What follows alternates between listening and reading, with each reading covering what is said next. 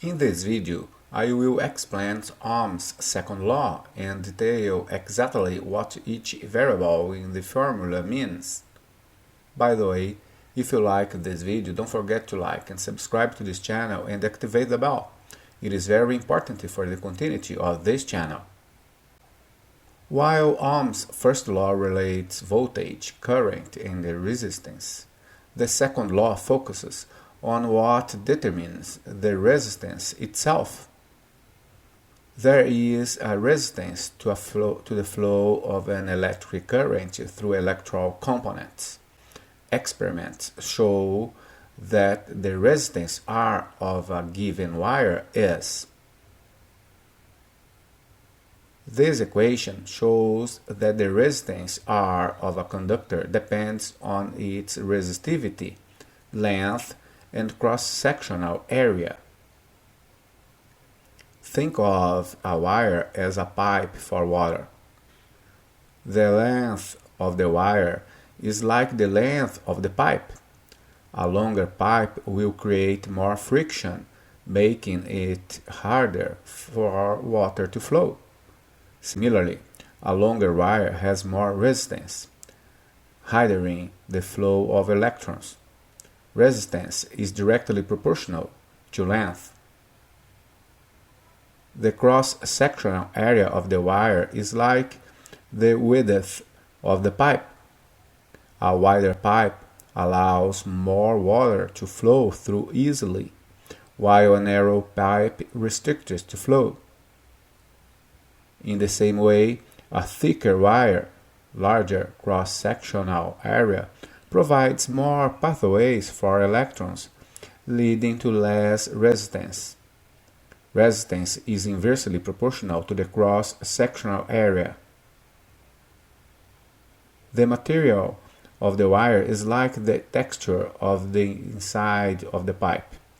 A smooth pipe allows water to flow with little friction, while a rough pipe creates a lot of resistance. In electricity, this roughness is called resistivity.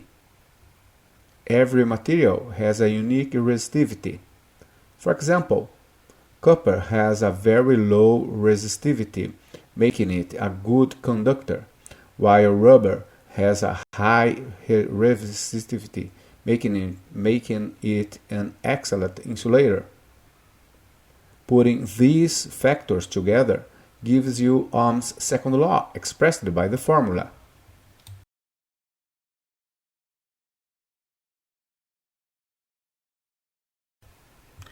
Let us see how the Ohm's second law works. Calculate the resistance of a copper wire 10 meters long and 0.5 millimeters diameter if the resistivity of copper is. The problem states that the wire is 10 meters long. The unit is already meters, which is the standard SI unit. So we are good to go. The problem gives this value 1.7 times 10 to the power of minus 8 omega m. Again, the units are correct, ohm meters. The wire has a diameter of 0.5 millimeters. This is a tricky part. The formula requires the cross-sectional area, not the diameter, and the unit is millimeters, not meters. We'll need to do some conversions. The cross-section of a wire is a circle. The formula for the area of a circle is pi times radius squared. Convert the diameter from millimeter to meters.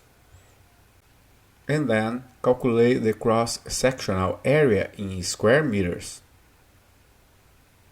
Finally, plug the values into the formula and calculate the resistance.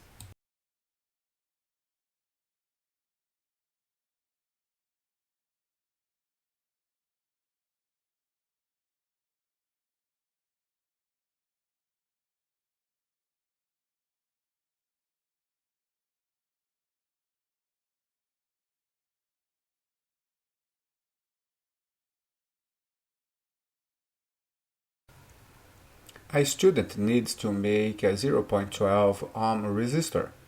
She has some copper wire of diameter 0.8 mm and the resistivity of copper is. Calculate the length of wire she needs for the 0.12 ohm resistor. The desired resistance is given as 0.12 ohm. The unit is already standard ohms. The resistivity of copper is given as 1.8 times 10 to the power of minus 8 ohm meter. The units are standard. The wire's diameter is 0.8 millimeters. We need to be careful here. The resistivity is in meters, but the diameter is in millimeters. We must convert this to meters before we can use it. The cross-section of the wire is a circle. We need to find its area using the diameter. Convert the diameter to meters and then calculate the cross-sectional area. Finally, plug the values into the formula and solve for length. To get length by itself, we can multiply both sides by area and then divide both sides by resistivity.